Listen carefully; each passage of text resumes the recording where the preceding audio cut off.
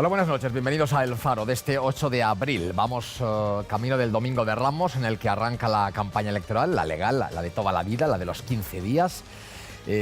Ahora que a la vista de lo que estamos viendo, hasta el momento, ya sabemos lo que nos espera. ¿Qué pasará? Eso se pregunta la gente por la calle. ¿Qué pasará en las elecciones?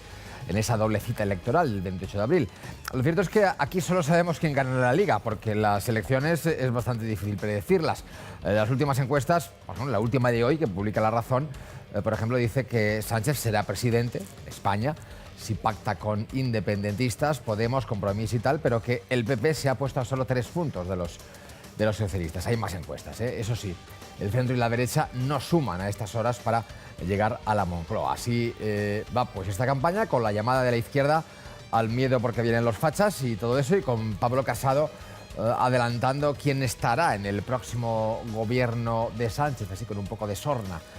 Los ministros serán, según Casado, Pablo Iglesias, Arnaldo Otegi y Quim Torra, entre otros. Bueno, pues a todo esto, esta semana los 3 líderes nacionales de los 3 principales partidos van a estar aquí, entre nosotros, en Valencia, en la Comunitat Valenciana. De repente notamos, bueno, un acusado interés por esta tierra y por nuestras preocupaciones. Nos van a prometer, ya verán, de todo. Corredores mediterráneos me refiero. Aves, rebaja de impuestos, calidad en la enseñanza, cuando no universidad gratis, guarderías. En fin, en los últimos días, alguno de los candidatos, este fin de semana mismo, les hemos escuchado decir que quiere un sueldo de 1.200 euros para las madres que cuiden de sus hijos, ojalá, que cuiden de sus hijos al nacer, y una inmensa caterva de medidas a cual más imaginativa, a la par que irrealizable.